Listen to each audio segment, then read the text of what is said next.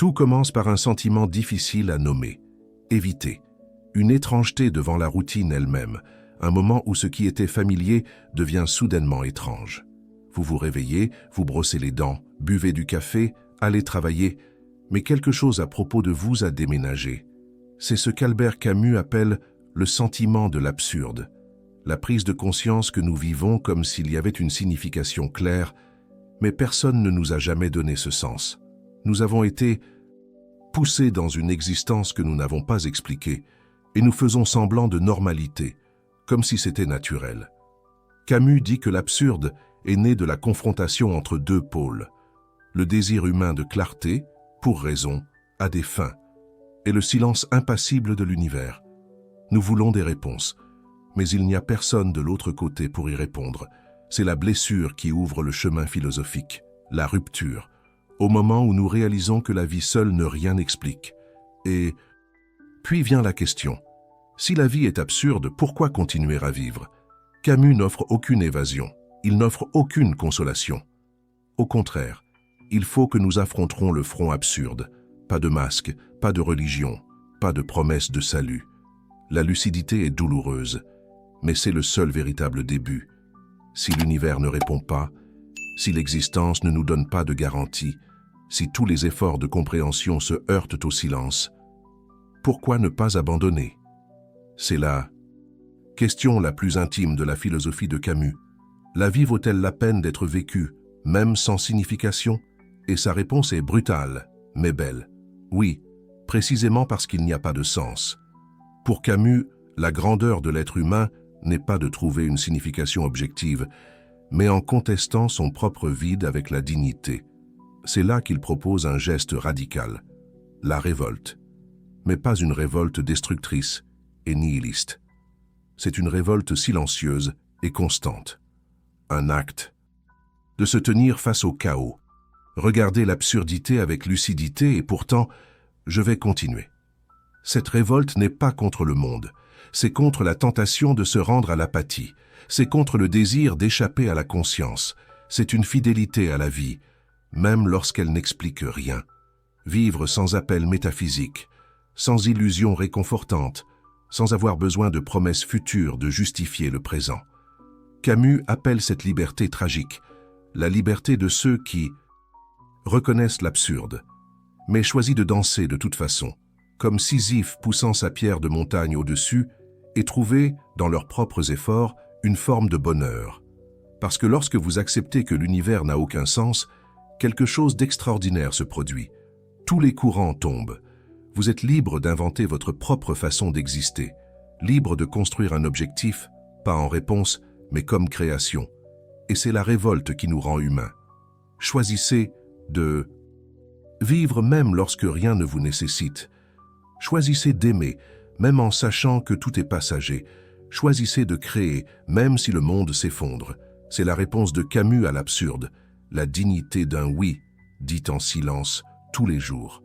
Compte tenu de l'absurde, la première impulsion n'est pas de faire face, et de s'enfuir. Camus le savait, et c'est pourquoi il commence sa philosophie, et non avec le courage, mais avec la dénonciation des mensonges, nous nous disons de ne pas faire face au vide.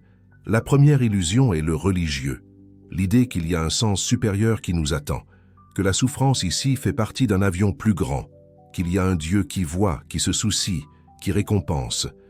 Camus ne nie pas le confort que cela apporte, mais demande « Croyez-vous pourquoi c'est vrai ou pourquoi avez-vous peur de l'alternative ?» Pour lui, faire appel au transcendant, c'est trahir l'absurde, et de refuser le silence de l'univers, inventer des réponses pour soutenir le bruit du désespoir lui-même. La deuxième évasion est le suicide philosophique. C'est quand le sujet, même s'il croit quoi que ce soit, décide de vivre comme si vous croyiez, crée des valeurs vides, accepte les règles sans question, il suit la foule, mais à l'intérieur il est brisé. C'est la vie vécue comme théâtre, où tout le monde interprète les papiers et que personne ne sait de qui il s'agit. La troisième illusion est un divertissement constant. Aujourd'hui, plus que jamais, elle nous avale. Nous n'avons pas besoin de Dieu, nous avons des écrans.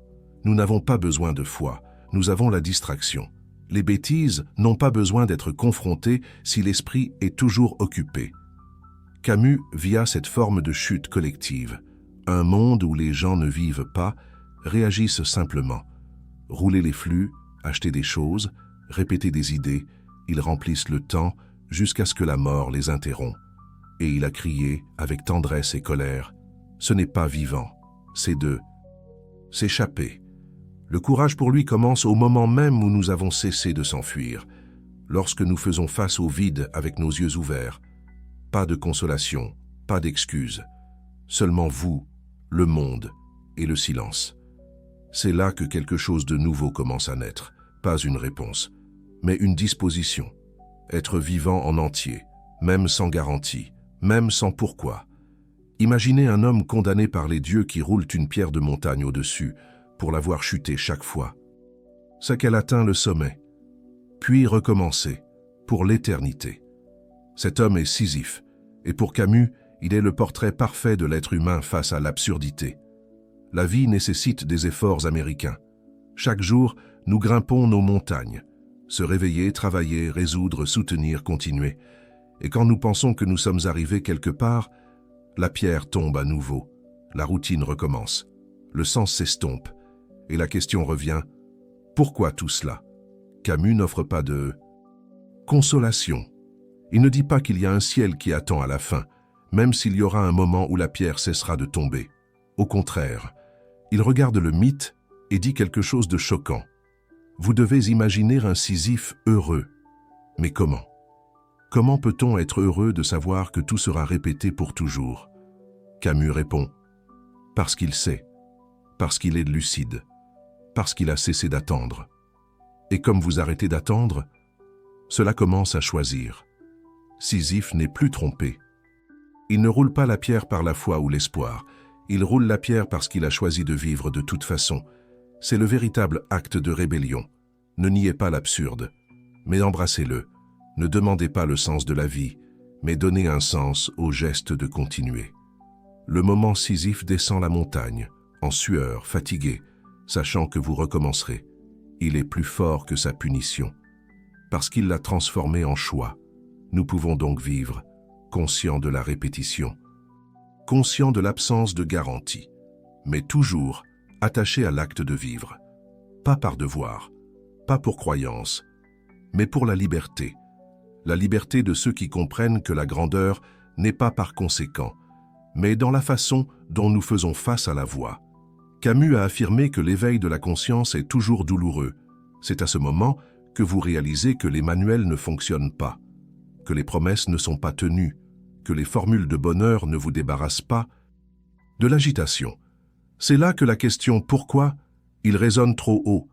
Pourquoi sortir du lit? Pourquoi travailler autant? Pourquoi aimer si tout peut se terminer? Pourquoi vivre si tout se termine dans la mort? Ces questions ne se posent pas seulement en temps de crise. Ils vivent avec nous, même quand il est étouffant. Mais à certains moments, un silence profond, une perte soudaine, un sentiment de vide au milieu d'une journée ordinaire. Ils prennent le centre de la scène. Et puis, la conscience se développe. Vous voyez ce que vous avez évité autrefois de voir, que le monde n'a pas de script prêt. Cette existence est en soi un dernier mystère sans dernière explication. Camus appelle cela le sentiment de l'absurde. Ce n'est pas une idée intellectuelle, c'est une sensation corporelle, c'est l'étrangeté face à la vie qui suit, mais sans rail. Mais voici le point. Pour Camus, ce réveil ne devrait pas conduire au désespoir, devrait conduire à la lucidité. C'est quand vous comprenez qu'il n'y a pas de sens donné, que l'invitation la plus profonde de tous peut survenir, pour créer un sens. La conscience de l'absurde ne vous paralyse pas, elle vous donne une nouvelle responsabilité. Vivez sans illusion, et pourtant, vivent avec intensité. C'est à ce stade que la liberté authentique commence.